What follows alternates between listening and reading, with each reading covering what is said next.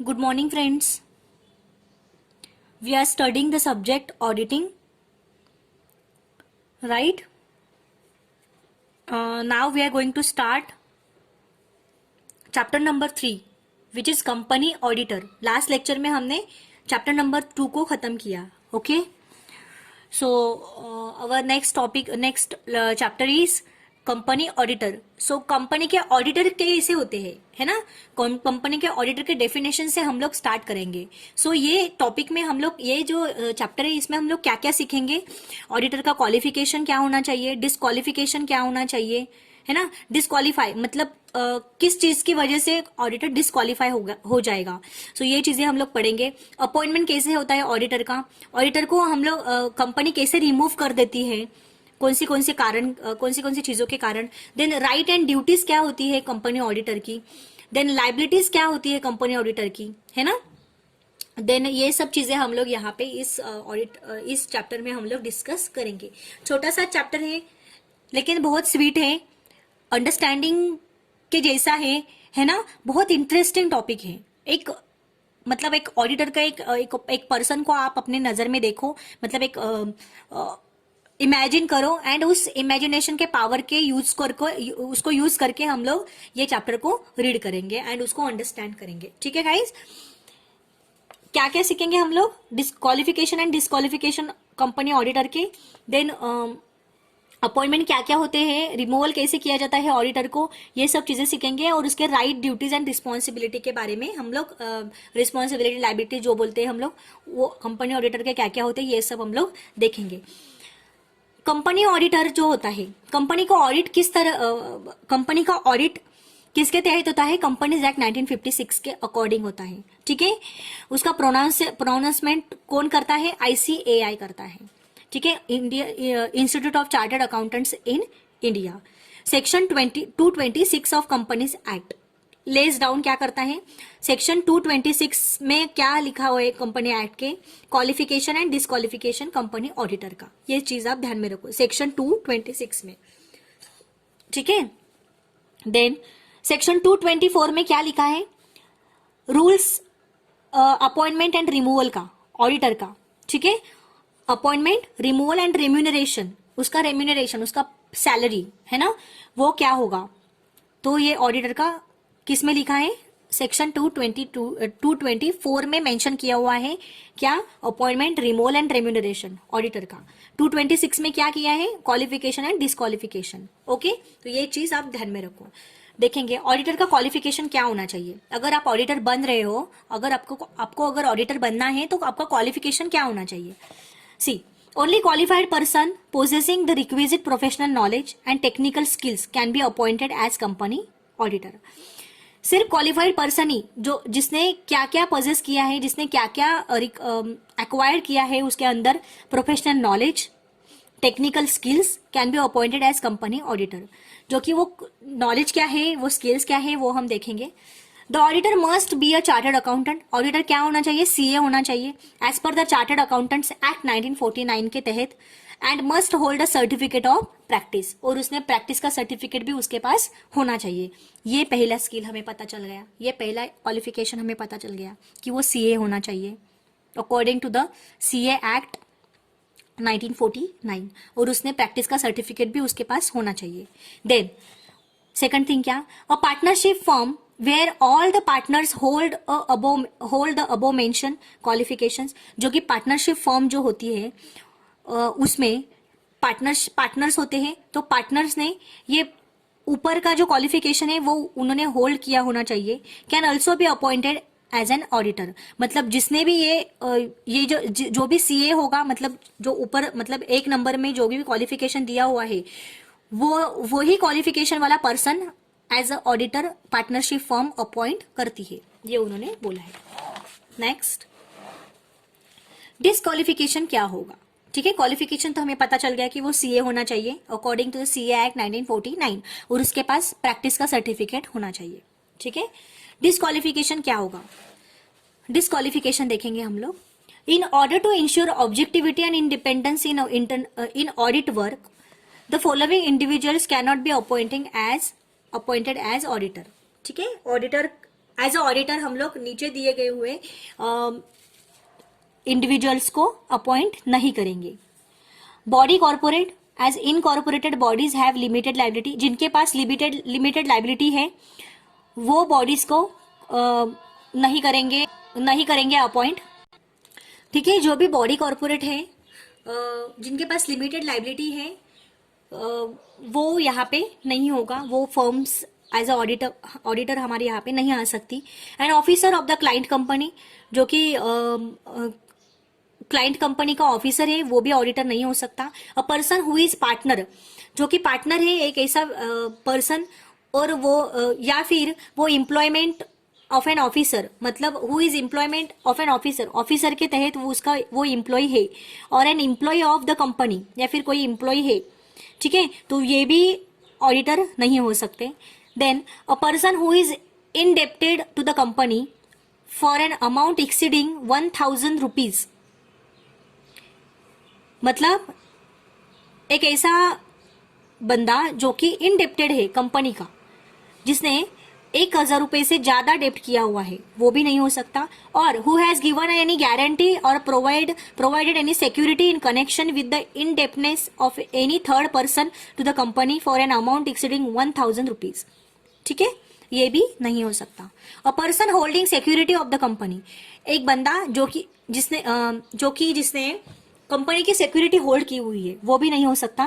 Carrying voting right of the company, जो कि voting right company का, उसके पास वोटिंग राइट है, वो भी बंदा, और उसने सिक्योरिटी कंपनी की सिक्योरिटी होल्ड की हुई है, वो नहीं हो सकता ऑडिटर कंपनी का। Then a security holder on appointment as auditor of the same company must sell off his securities within 1 year.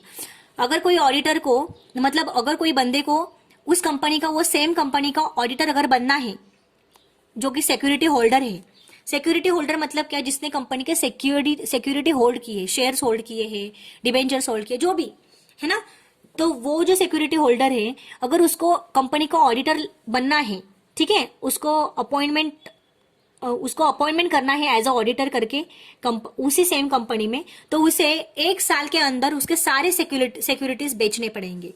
Okay, however a company auditor can be deposit holder in the company. ठीक है, company auditor क्या deposit holder भी हो सकता है company का। Okay,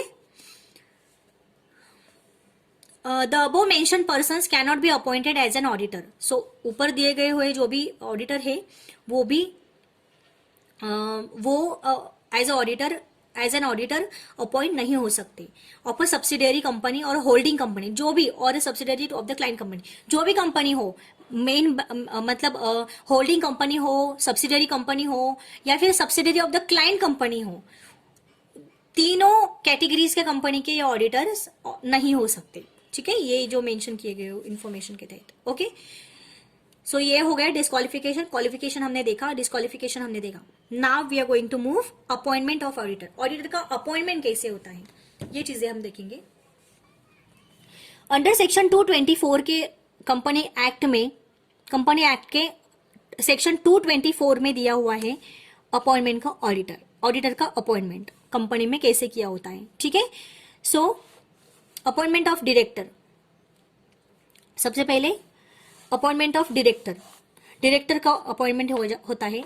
मतलब उसके टाइप देखो, by director, by share holders, मतलब डायरेक्टर का अपॉइंटमेंट कैसे होता है, डायरेक्टर्स के जरिए, मतलब थ्रू डायरेक्टर्स करता है अपॉइंटमेंट डायरेक्टर को, या फिर देखो टाइप्स कौन से होते हैं। डायरेक्टर्स के तहत होता है तो कैसा होता है, शेयर होल्डर्स करता है अपॉइंटमेंट तो देखेंगे, सेंट्रल गवर्नमेंट के तहत, कंट्रोलर एंड ऑडिटर जनरल के तहत। ठीक है, सो पहला देखेंगे अपॉइंटमेंट बाय डायरेक्टर्स। सो अपॉइंटमेंट बाय डायरेक्टर्स, यहाँ पे ऑफ नहीं आएगा, appointment by director, appointment of auditor, हाँ वही है।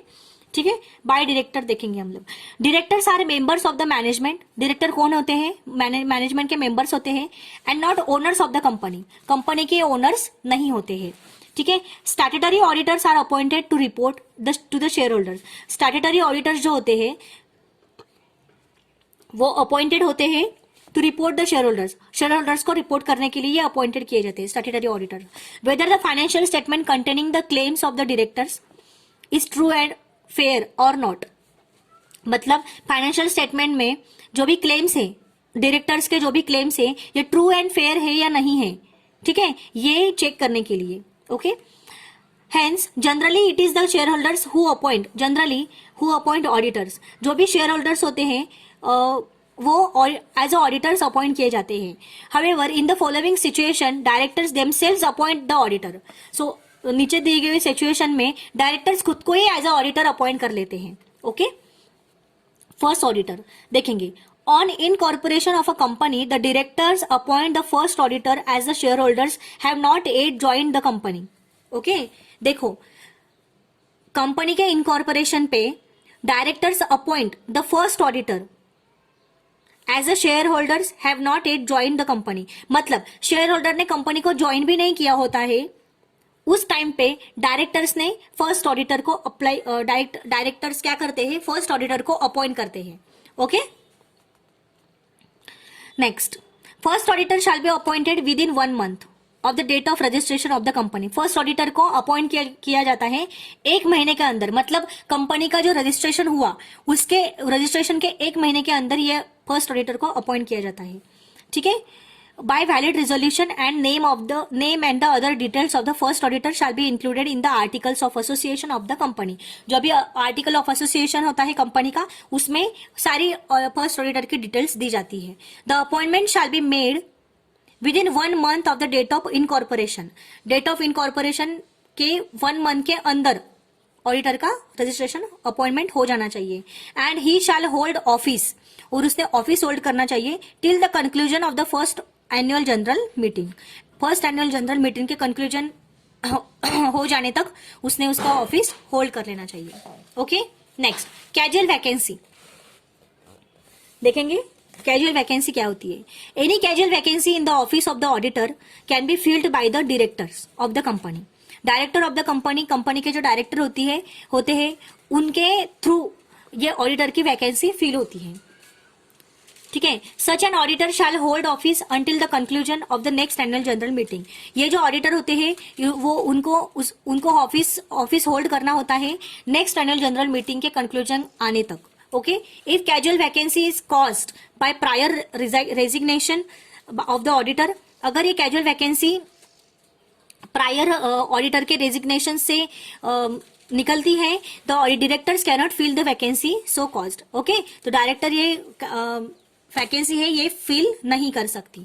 अपॉइंटमेंट बाय शेयर होल्डर्स देखेंगे। नेक्स्ट, शेयर होल्डर्स के जरिए अगर अपॉइंटमेंट होता है तो डायरेक्टर्स का, so share holders are the real owner of the company, ये तो हमें पता ही है। It is for protecting their interest that they appoint an auditor. वो ऑडिटर्स को अपॉइंट करते हैं उनके इंटरेस्ट को प्रोटेक्ट करने के लिए। ठीक है, देखेंगे फर्स्ट ऑडिटर।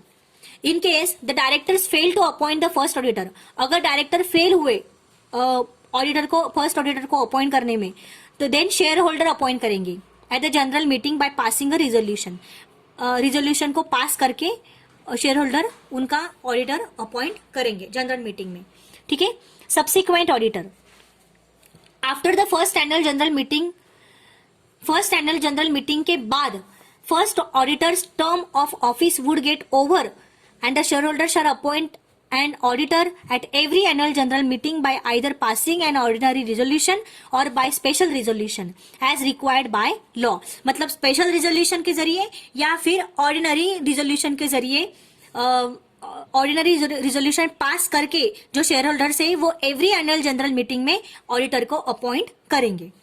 ठीक है, such auditor shall hold office till the conclusion of next annual general meeting. ये जो ऑडिटर है उनको ऑफिस होल्ड करना होता है नेक्स्ट एनुअल जनरल मीटिंग आने तक। ओके, उनका कंक्लूजन आने तक। ओके, सो इसको बोलते हैं सब्सिक्वेंट ऑडिटर।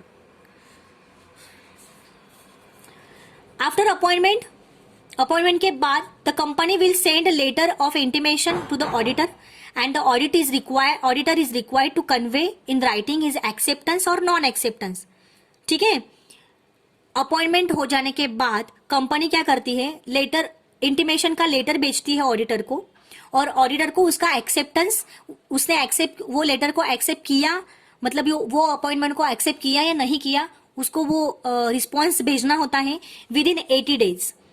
ठीक है, टू द किसको भेजना होता है, वो रजिस्ट्रार ऑफ कंपनीज को, कंपनी के रजिस्ट्रार को वो लेटर भेजना होता है. Then special resolution is required in case of those company.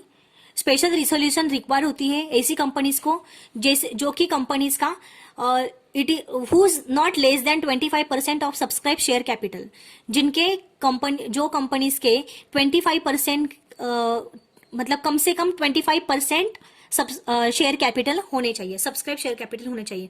ऐसे कंपनीज को स्पेशल रिजोल्यूशन करना पड़ता है. ठीक है, ऑडिटर्स को अपॉइंट करने के लिए. देन हेल्ड बाय, जो कि वो जो 25% सब्सक्राइब शेयर कैपिटल है किसने होल्ड किया हुआ है, ये पब्लिक फाइनेंशियल इंस्टीट्यूशन ने, गवर्नमेंट कंपनी ने, सेंट्रल गवर्नमेंट और एनी स्टेट गवर्नमेंट ने. ठीक है. Next, any other financial institution establish by the state act in which not less then 51% of the state share capital is held by the state government. मतलब ऐसी financial institution कि जिनके पास 51% share capital है जो कि स्टेट गवर्नमेंट ने hold किया हुआ है. ओके. नेशनलाइज बैंक और an insurance company carrying on general insurance business. ये सब चीजों, ये सब जो इंस्टीट्यूशन है, ये सब जो सेक्शन है, ये सब जो फैक्टर्स है, उन्होंने ये सब्सक्राइब कैपिटल 25% होल्ड होने चाहिए. ठीक है. नेक्स्ट, इनकी कैजुअल वैकेंसी कैसी होती है. If a casual vacancy is caused due to resignation of the auditor. ठीक है, अगर ये जो वैकेंसी है ये ऑडिटर के रेजिग्नेशन से फिल हुई है, मतलब ऑडिटर के रेजिग्नेशन की वजह से ये वैकेंसी है, then share holder should appoint another auditor of the as a company auditor. So share holder क्या करेंगे, दूसरा ऑडिटर को अपॉइंट करेंगे कंपनी ऑडिटर के नाम से इन द जनरल मीटिंग में. Okay. If a casual vacancy is cause due to any other reason, अगर कैजुअल वैकेंसी निकलती है कुछ अदर रीजन, मतलब कुछ अलग रीजन होगा, रेजिग्नेशन नहीं होगा, ऑडिटर का रेजिग्नेशन का ये रीजन नहीं होगा, कुछ अलग रीजन होगा, then the directors have the power to appoint. उसके बाद में क्या होता है, अगर कुछ अलग रीजन होगा वैकेंसी का तो डायरेक्टर्स को पावर होती है ऑडिटर को अपॉइंट करने की. But if the directors fail to fill such casual vacancy, अगर डायरेक्टर्स उस कैजुअल वैकेंसी को फिल करने में फेल हुए, then shareholder can appoint an auditor to fill in the vacancy. then shareholder ही अपॉइंट करते हैं ऑडिटर को वो वैकेंसी फिल करने के लिए. ठीक है. थर्ड पॉइंट है शेयर होल्डर का, appointment bye the central government. Sorry, type है, थर्ड टाइप क्या है, appointment bye the central government. ये डायरेक्टर्स का अपॉइंटमेंट चल रहा है या फिर डायरेक्टर्स अपॉइंटमेंट ऑफ ऑडिटर की टाइप्स चल रही है. अगर सेंट्रल गवर्नमेंट अपॉइंट करता है तो. ठीक है. The central government has the power to appoint auditors in a company in the following situation. If a company fail to appoint an auditor, अगर कंपनी फेल होती है ऑडिटर को अपॉइंट करने के लिए, or refuses to appoint an auditor, अगर मतलब वो मना कर देती है ऑडिटर को अपॉइंट करने के लिए, उसके तभी सेंट्रल गवर्नमेंट ऑडिटर को अपॉइंट करता है. सेंट्रल गवर्नमेंट खुद अपॉइंट करता है ऑडिटर को ये वैकेंसी फिल करने के लिए. ठीक है. The company is suppose to give notice to the government within 7 days of the annual general meeting. अगर कंपनी नोटिस देती है गवर्नमेंट को 7 days के अंदर, एनुअल जनरल मीटिंग के बाद, एनुअल जनरल मीटिंग के 7 days के अंदर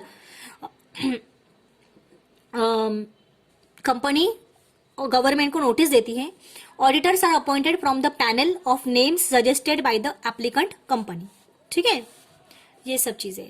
देन फोर्थ टाइप है, अगर कंट्रोलर एंड ऑडिटर जनरल के तहत अगर ऑडिटर का अपॉइंटमेंट होता है तो कैसे होता है. In case of government companies and companies which have substantial public interest, the controller and auditor general appoint or reappoint the auditor or auditors. ठीक है. Compulsory reappointment of auditor. Ordinarily an auditor appointed by any authority is to be compulsorily reappointed by passing a resolution at the annual general meeting. However, the retiring auditor shall not be reappointed. Retiring auditor जो होता है उसको reappoint नहीं कर सकते हैं in the following cases. कौन से following cases में? If he is not qualified for reappointment, अगर वो qualified नहीं हुआ, if he has given the company notice in writing about his unwillingness to be reappointment, उसकी इच्छा नहीं है तभी वो उसको रीअपॉइंट नहीं कर सकते रिटायर ऑडिटर को, ठीक है। नेक्स्ट केस कौन सा हो सकता है, if a resolution has been pass at the meeting for appointing somebody other than him, उसके जगह पे अगर किसी और को अपॉइंट किया है उस टाइम पे उसको रीअपॉइंट नहीं कर सकते। Next, if the company has express that he shall not be appointed, अगर कंपनी ने एक्सप्रेस किया कि उसको अपॉइंट नहीं करना है, ठीक है, तो उस टाइम पे भी उसको नहीं करेंगे अपॉइंटेड रिटायर ऑडिटर को। If the auditor has taken up more audits than allowed in the act, अगर ऑडिटर ने ज्यादा मतलब बहुत सारे ऑडिट एक्वायर्ड कर लिए हैं, है ना, जो कि एक्ट के मतलब than allowed in the act, जो कि एक्ट में जो अलाउड है उससे ज्यादा उसने ऑडिट ले लिए हैं, उस टाइम पे भी उसको अलाउड नहीं करेंगे। If notice of any resolution proposing the appointment of some other person, if notice of any resolution proposing, अगर कोई नोटिस है रिजोल्यूशन परपोजिंग के तहत कुछ ऑडिटर को कोई अदर पर्सन्स को अपॉइंट करने के लिए in place of retiring auditor has been given, उसके जगह पे कोई रिटायरिंग ऑडिटर के जगह पे कोई दूसरे पर्सन को अपॉइंटमेंट करना है, तो उस टाइम पे रिटायर ऑडिटर को अपॉइंट नहीं किया जाएगा, ठीक है। Ceiling on the number of audits, ceiling in the number of audits, an auditor cannot take up audit of any number of companies, ठीक है। देखेंगे इन केस ऑफ इंडिविजुअल्स, अगर इंडिविजुअल्स हैं the auditor can take up the audit of 20 companies out of which not more than 10 companies should be having paid up capital ₹25 lakh or more, ठीक है। 25 लाख से ज्यादा नहीं होना चाहिए share capital, paid up capital 10 कंपनियों का, ठीक है। ऐसे कंपनीज को ऐसे 10 कंपनी से ज्यादा, 10 कंपनियां जिनका पेड अप कैपिटल 25 लाख से ज्यादा है, ऐसी कंपनीज जिनका कैपिटल 25 लाख से ज्यादा है, वो कंपनीज को वो ऐसी कंपनीज 10 कंपनियों से ज्यादा नहीं होनी चाहिए, ठीक है, ऑडिट करते समय। सो ऑडिटर 20 कंपनीज का ऑडिट कर सकता है, इंडिविजुअल ऑडिटर, ठीक है। वो 20 कंपनीज में से 10 कंपनी से ज्यादा जस्ट 10 कंपनी से ज्यादा ऐसी कंपनीज नहीं होनी चाहिए जिनका पेड अप कैपिटल 25 लाख से ज्यादा हो, ओके। ये चीज आप ध्यान में रखो। इन केस ऑफ पार्टनरशिप फर्म, अगर पार्टनरशिप फर्म है द लिमिट इज 20 कंपनीज पर पार्टनर, ठीक है। पर पार्टनर की ऑडिटिंग की लिमिट क्या है, 20 companies. If a partner is a member of another partnership firm, अगर कोई पार्टनर मेंबर है कोई दूसरी पार्टनरशिप फर्म का, then even those numbers of audit shall be consider for deciding the limit of 20 companies. तो उस ऑडिट का भी मतलब उस फर्म का भी ऑडिट 20 कंपनीज ही होगा, ठीक है। वहां पे भी यही कंसिडर किया जाएगा 20 कंपनीज का लिमिट, ठीक है। सो ये था अपॉइंटमेंट ऑफ ऑडिटर का कंसेप्ट जो हमने देखा। क्या क्या देखा हमने, डायरेक्टर्स, अपॉइंटमेंट ऑफ ऑडिटर के तहत किसके थ्रू अपॉइंटमेंट होता है, डायरेक्टर के थ्रू, शेयर होल्डर के थ्रू, सेंट्रल गवर्नमेंट के through, and last one audit controller and auditor general के थ्रू कैसे कैसी चीजें होती है, ये सब चीजें। 15 मार्क्स को मिनिमम आ सकता है ये क्वेश्चन, तो आप ठीक से रीड करो, बहुत इजी है, समझने में भी बहुत काफी इजी है, ठीक है। Next, removal of N auditor, अगर ऑडिटर को रिमूव करना है तो कैसे कर सकते हैं, ठीक है, ये चीजें आप देखो। Okay, removal of auditor before expiry term, before the auditors expiry term auditor को रिमूव किया जा सकता है। कोई भी उसने अगर मिसबिहेव किया हो ऑर्गेनाइजेशन में, कोई भी रीजन हो, ठीक है। तो सबसे पहले रिमूवल ऑफ फर्स्ट ऑडिटर को कैसे रिमूव किया जाता है, शेयर होल्डर्स के थ्रू, कंपनी के जो शेयर होल्डर्स होते हैं वो रिमूव कर सकते हैं ऑडिटर को, ठीक है, जो कि ऑडिटर्स अपॉइंटेड किए हैं डायरेक्टर्स ने, ओके। जनरल मीटिंग में उसको रिमूव किया जा सकता है शेयर होल्डर्स के थ्रू। फर्स्ट ऑडिटर को रिमूव करने के लिए सेंट्रल गवर्नमेंट की अप्रूवल की जरूरत नहीं है, okay. To remove the auditor, there is no need for the approval of central government, ये चीज आप ध्यान में रखो. Our next point, next removal is subsequent auditor. Okay, subsequent auditor. So removal of subsequent auditor, हम लोगों ने पढ़ा है सब्सिक्वेंट ऑडिटर के बारे में. So subsequent auditor can be remove, any subsequent auditor can be removed from office before the expiry of his term only by the company in general meeting, in its general meeting. General meeting में उसको remove किया जा सकता है. इसके लिए central government की prior approval चाहिए ये सब्सिक्वेंट ऑडिटर्स को रिमूव करने के लिए. ठीक है, और उसके जगह पे उसको रिमूव कर दिया, देन उसके जगह पे तो नेक्स्ट ऑडिटर तो चाहिए ना, तो उसको अपॉइंटमेंट करने के लिए सेम प्रोसीजर जो कि हमने अपॉइंटमेंट ऑफ ऑडिटर में देखी थी, वो सेम प्रोसीजर यहाँ पे अप्लाई होगी. ठीक है. So now next point is rights and duties of company auditor. Rights and duties of company auditor can be stated as below. Auditor को राइट है एक्सेस का. ऑडिटर को बुक्स, अकाउंट्स एंड वाउचर्स, जो भी books, accounts and vouchers हैं company के, उसको देखने का एक्सेस है all the time, at all time. कोई भी टाइम पे उसे देखने का एक्सेस है. ठीक है, उसे वो ऑडिट अकाउंट्स एंड वाउचर्स को जो कि कंपनी के होते हैं उसे उसका एक्सेस होता है ऑडिटर को, एंड वो कंपनी के किसी भी ऑफिस में उसे रख सकता है. The term books include, term books में इंक्लूड क्या क्या है? ऑल द बुक्स विच में अफेक्ट फाइनेंशियल स्टेटमेंट, जो कि फाइनेंशियल स्टेटमेंट्स को अफेक्ट करती है, वो सारे बुक्स उसमें इंक्लूड है. Next, including financial, statutory, statistical books, cost records, stock books, minute books of general meeting, directors minute books etcetera, ये सारे बुक्स टर्म बुक्स में इंक्लूड है. The term vouchers includes, term voucher में क्या include है? All documents, correspondences, agreements and evidences which serve to support any entry in the financial statements, जो कि support करती है कुछ भी एंट्री को सर्व करने के लिए फाइनेंशियल स्टेटमेंट में, है ना. सो ये सारे बुक्स जो है, ये सारे वाउचर्स है, ये सारे अकाउंट जो है, इसको देखने का या फिर इसका एक्सेस जो है वो ऑडिटर को होता है. ये एक बहुत इंपॉर्टेंट राइट ऑडिटर को दिया गया है. Auditor can exercise this rights. ये जो एक्सरसाइज है, ये जो राइट्स है, इसको एक्सरसाइज, इसको यूज कब करता है? नॉर्मल बिजनेस आवर्स में वो यूज कर सकता है, and on any work and on any working day में या नॉर्मल आवर्स में उसको वो ये राइट है. ठीक है, ये राइट्स को वो यूज कर सकता है. नेक्स्ट, ऑडिटर्स को राइट है सारे जनरल मीटिंग के नोटिस मिलने का, उसे राइट है.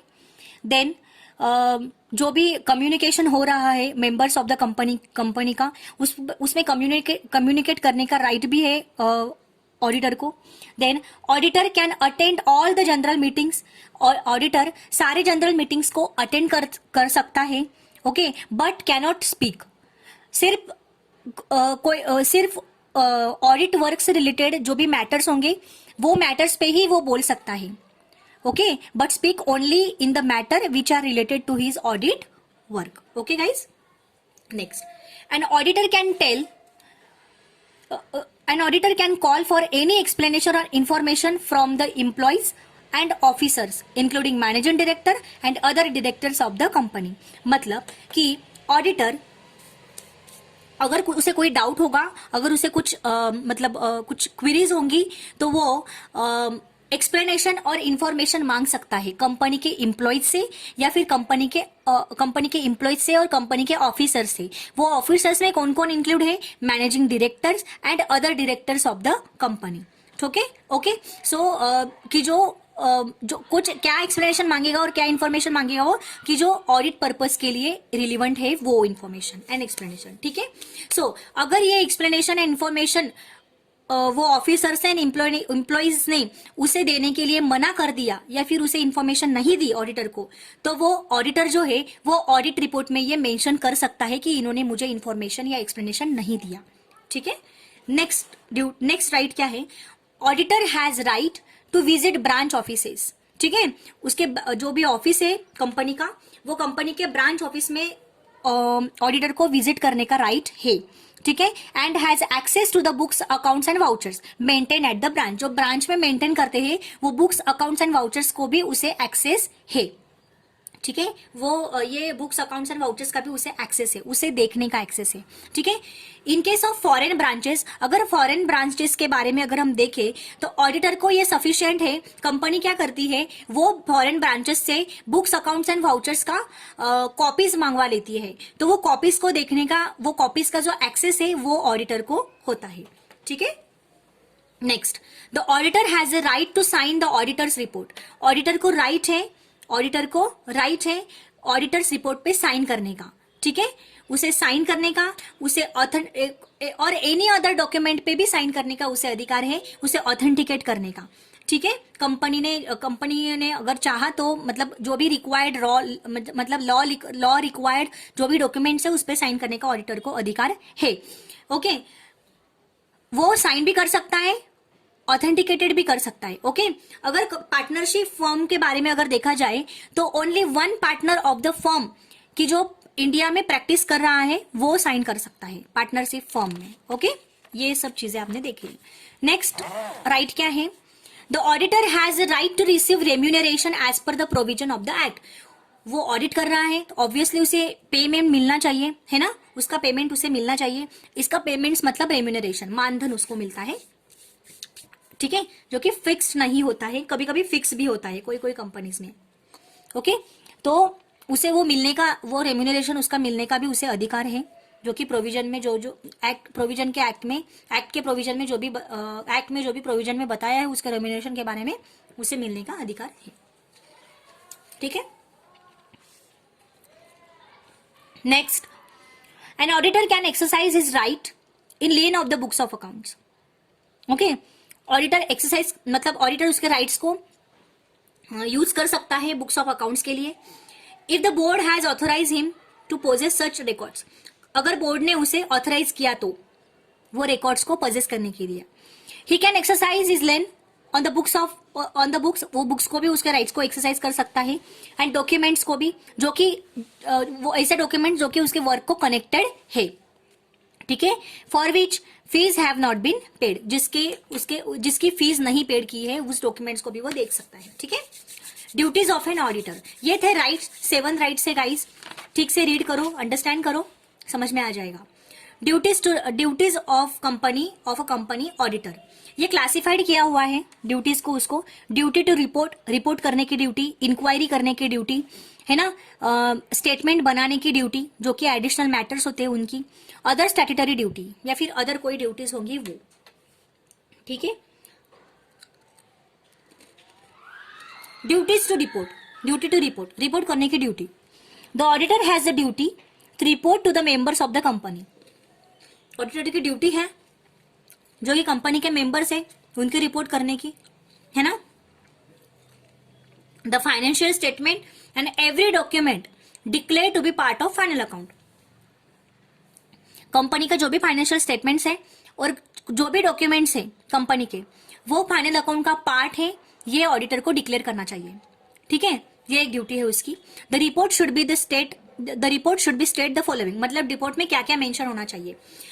रिपोर्ट मतलब क्या, ऑडिट रिपोर्ट हमने पढ़ा है गाइस। क्या रिपोर्ट मतलब उसका ओपिनियन, है ना, जो भी वो एग्जामिन करता है, जो भी वो ऑडिट करते टाइम जो भी वो ऑब्जर्व करता है, एग्जामिन करता है, रिगार्ड उसको जो भी इंफॉर्मेशन मिली है उसके बेस पे उस पे वो उसका एक्सपर्ट ओपिनियन देता है ना, उसका opinion and to the best of his information and explanation given to him, जो कि उसे जो भी एक्सप्लेनेशन एंड इंफॉर्मेशन मिली है उसके बेस पे वो उसका बेस्ट ओपिनियन देता है। तो उसमें क्या होता है, the accounts of the company gives the required information, जो भी कंपनी के जो अकाउंट्स है उस पे उसे ऑडिटर को जो भी उसे रिक्वायर्ड थी वो इन्फॉर्मेशन के बेस पे वो ओपिनियन देता है। Balance sheet gives a true and fair view of the state of affairs and profit and loss account represents a true and fair view of profit और loss of the financial year.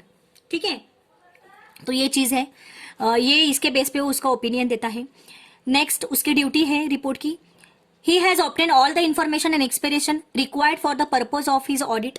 Okay, उसकी duty है कि वो सारी information and explanation मांगे जो कि उसे रिक्वायर्ड है पर्पज ऑफ ऑडिट के लिए। Okay, next it is opinion, उसका ओपिनियन देना जरूरी है प्रॉपर बुक्स ऑफ अकाउंट पे as required by the act. Okay, is being maintain by the company, जो कि कंपनी ने मेंटेन किए हुए वो बुक्स ऑफ अकाउंट्स है ना। Proper returns have been received by the auditor, auditors ने उसे उन्हें प्रॉपर रिटर्न्स देने चाहिए। From the branches not visited by him, ऐसे ब्रांचेस जिसको वो विजिट नहीं कर पाया, ओके, तो वो ब्रांचेस पे उसने प्रॉपर उसने ऑडिटर ने रिटर्न्स देने चाहिए। Okay, if branch account are audited by another auditor, अगर ब्रांच अकाउंट में मतलब जो भी ब्रांचेस होते हैं कंपनी के, वो ब्रांचेस में किसी और ऑडिटर ने अगर ऑडिट किया होगा तो वो ऑडिटर का ऑडिट रिपोर्ट इस ऑडिटर को फॉरवर्ड करना चाहिए। वो ये उसकी ड्यूटी होती है कि उसे मिलना चाहिए वो, ठीक है।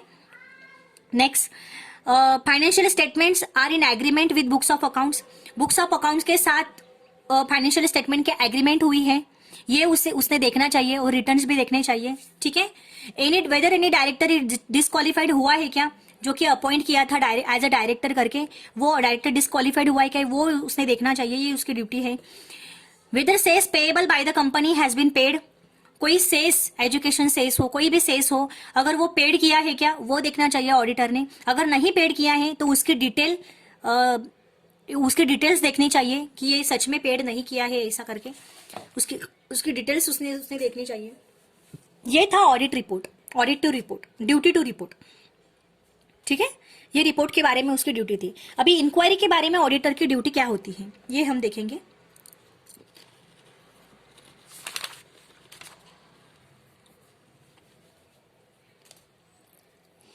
The Companies Act requires the auditor to make inquiries into 6 specified matters as stated below.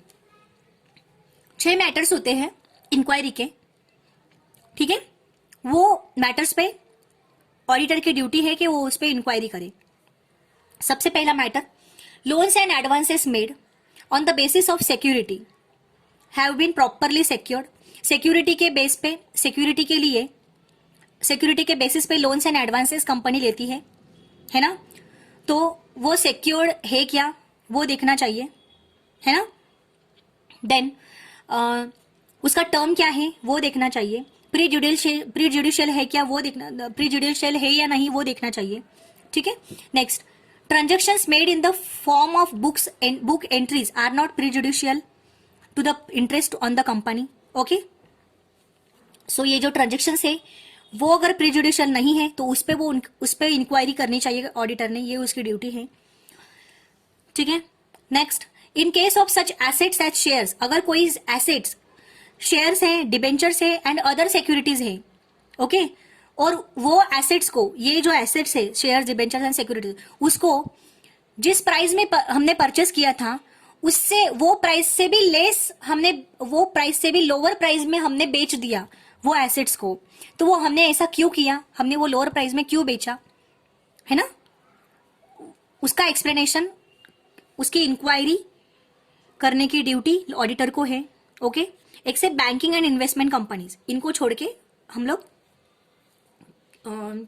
Auditor inquiry कर सकता है, ठीक है।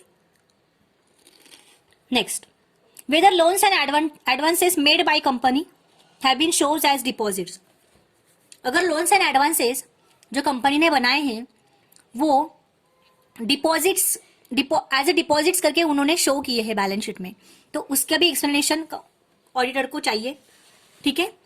उसकी ड्यूटी है कि वो इंक्वायरी करे ये मैटर पे, okay.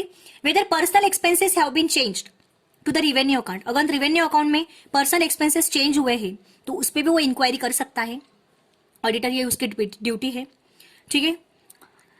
If shares have been allotted for cash, अगर कोई शेयर्स अलॉटेड किए हुए हैं कैश में, whether the cash has been actually received, और कैश उसे एक्चुअली रिसीव्ड हुई है, ठीक है, कंपनी को, तो उस पर वो इंक्वायरी करता है, ओके।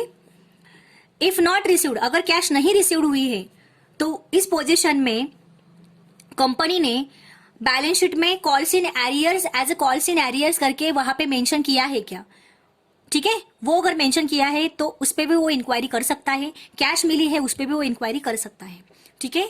तो ये थे ड्यूटी टू इंक्वायरीज के, उसकी इंक्वायरी की ड्यूटी, ठीक है। नेक्स्ट है duty to make statements on additional matters specified by the central government, central government ने जो भी एडिशनल मैटर स्पेसिफाइड किए हुए हैं उस पर स्टेटमेंट बनाना ये ऑडिटर की ड्यूटी है, ठीक है। So the central government has been empowered to required a company auditor to report on additional matters to the in the audit report of notified companies. ये चीज है गाइस, ठीक है। Next, other statutory reports, other statutory duties. Other statutory duties क्या है, मतलब other duties क्या है ऑडिटर की, ये हम यहां पे देखेंगे।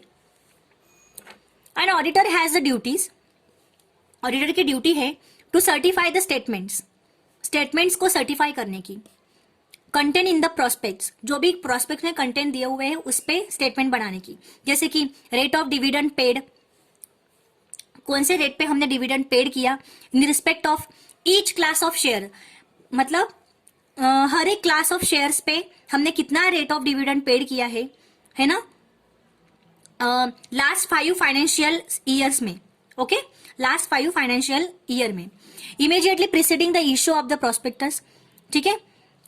इश्यू ऑफ द प्रोस्पेक्टस के तहत हम लोगों को उसे प्रीसीडिंग प्रोसीड करना है, ठीक है, ऑडिटर को।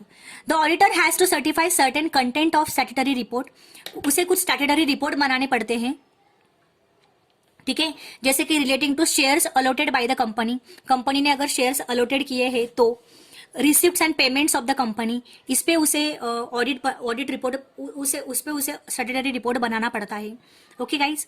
Next, in case of proposal to wind up of the company voluntarily, अगर कोई प्रपोजल आया कंपनी को वाइंड अप करने का, मतलब कंपनी को एग्जिट करने का, ठीक है, the copy of the declaration of solvency की डिक्लेरेशन, मतलब सॉल्वेंसी के declaration, copy of declaration of solvency, मतलब सॉल्वेंसी की डिक्लेरेशन की एक copy made by the director बनाता है, ठीक है, should accompany the audit report, okay, तो वो अकम्पनी करनी पड़ती है ऑडिट रिपोर्ट में। सो वो चीजों पे वो उसकी ड्यूटीज होती हैं कि वो ऑडिट रिपोर्ट में वो कैसे मेंशन करेगा, ये अगर कंपनी वाइंड अप करनी है तो, ठीक है। As per the companies act, company act के तहत, ठीक है, public limited companies with paid up capital 5 crore और more, company according to companies act, limited companies जिनका पेड अप कैपिटल 5 करोड़ रुपए से ज्यादा है, वो एक ऑडिट कमिटी सेटअप करती है, ठीक है, वो ऑडिट कमिटी सेटअप करती है बोर्ड ऑफ कमिटी की, ठीक है, बोर्ड ऑफ डायरेक्टर्स की, फॉर बेटर गवर्नेंस, ऑर्गेनाइजेशन में बेटर इन्वायरमेंट के लिए, बेटर गवर्नेंस के लिए, बेटर फंक्शंस के लिए, बेटर ऑपरेशंस के लिए, बेटर बिजनेस के लिए वो एक ऑडिट कमेटी सेटअप करती है, बोर्ड ऑफ डायरेक्टर्स एक ऑडिट कमेटी सेटअप करते हैं। तो ऑडिटर की ये ड्यूटी होती है कि वो कमेटी की मीटिंग को वो अटेंड करें, ठीक है, बट वो सिर्फ अटेंड कर सकता है, उसमें वो वोट नहीं दे सकता, he is unable to vote there, ठीक है। सो ये स्टैट्यूटरी ड्यूटीज थी, ये एक अदर ड्यूटीज थी कंपनी की, ठीक है गाइस। सो हमने क्या क्या देखा, हमने देखा इस लेक्चर में हमने देखा कि ऑडिटर्स का क्वालिफिकेशन क्या है, मतलब ऑडिटर किस तरह से काम कर सकता है, ऑडिटर का क्वालिफिकेशन क्या होना चाहिए, कंपनी का ऑडिटर कैसा होना चाहिए, उसको क्वालिफिकेशन क्या होना चाहिए, डिस्क्वालिफाइड केस कौन से ऑडिटर कौन से पर्सन्स डिस्क्वालिफाइड होते हैं एज अ ऑडिटर, है ना। देन अपॉइंटमेंट ऑफ ऑडिटर हमने देखा, अपॉइंटमेंट ऑफ ऑडिटर में हमने देखा कि कौन से थ्रू ऑडिटर अपॉइंट होता है, through directors, through share holders, central government के द्वारा, director share holder central government के द्वारा, कंट्रोलर एंड ऑडिटर जनरल के द्वारा वो अपॉइंट होता है।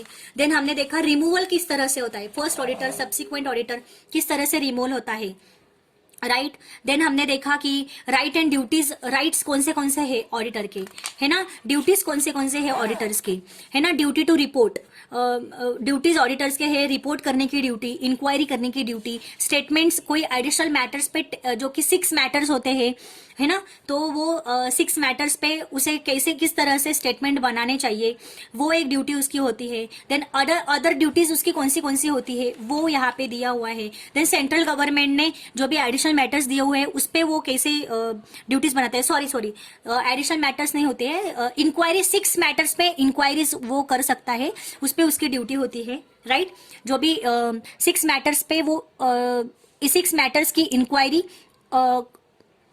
करने की ड्यूटी ऑडिटर की होती है। देन एडिशनल मैटर्स पे जो कि सेंट्रल गवर्नमेंट ने स्पेसिफाई किए हैं उस पे स्टेटमेंट बनाने की ड्यूटी ऑडिटर की होती है। देन अदर स्टैट्यूटरी ड्यूटीज कौन सी होती है ये हमने यहाँ पे देखा। ओके गाइज, तो इस तरह से हमने ऑडिटर्स के बारे में पढ़ा। देन हम लोग नेक्स्ट लेक्चर में लाइबिलिटीज ऑफ कंपनी ऑडिटर देखेंगे, ठीक है। ये एक लास्ट पॉइंट हमारा बचा है, ये हम नेक्स्ट लेक्चर में देखेंगे, ठीक है guys. Thank you so much, तब तक आप रीडिंग करो, अंडरस्टैंडिंग करो। Thank you, bye bye.